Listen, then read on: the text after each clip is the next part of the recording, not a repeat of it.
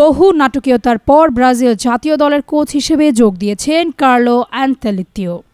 দলে যোগ দিয়ে নিজের প্রথম স্কোয়াড ঘোষণা করেছেন রিয়াল মাদ্রিদের সাবেক এই কোচ।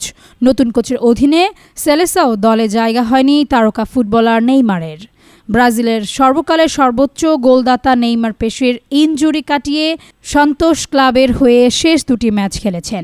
2023 সালের অক্টোবর থেকে তিনি জাতীয় দলের বাইরে রয়েছে। এই সময় আন্তর্জাতিক দায়িত্ব পালনকালে তিনি বাম পায়ের এসিএল ও ম্যানিসকাস ইনজুরিতে পড়েন। নেইমারকে দলে না রাখার ব্যাখ্যায় আনচেলত্তি বলেন, যারা ছন্দে আছে আমি সেসব খেলোয়াড়দের বাছাই করার চেষ্টা করেছি। নেইমার সম্প্রতি ইনজুরিতে ছিলেন, সে সবসময়ই সবার পরিকল্পনায় আছে এবং থাকবে। এদিকে টটেনহ্যাম মিডফিল্ডার রিচার্লিন ও ম্যানচেস্টার ইউনাইটেড মিডফিল্ডার ক্যাসেমিরো 2023 সালের অক্টোবরের পর থেকে জাতীয় দলের বাইরে ছিলেন। ব্রাজিলের হয়ে 75 ম্যাচ খেলা অভিজ্ঞ ক্যাসেমিরো রিয়াল মাদ্রিদেও আনচেলত্তির অধীনে খেলেছেন।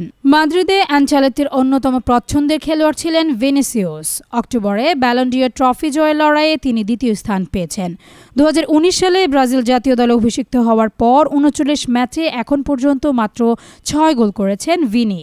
তবে জাতীয় দলে তার প্রয়োজন রয়েছে এবং এখনও অনেক কিছু দেওয়ার বাকি বলে মনে করেন অ্যানচেলত্তি, কারণ ভিনি এখনও নিজের সেরাটা দিতে পারেননি।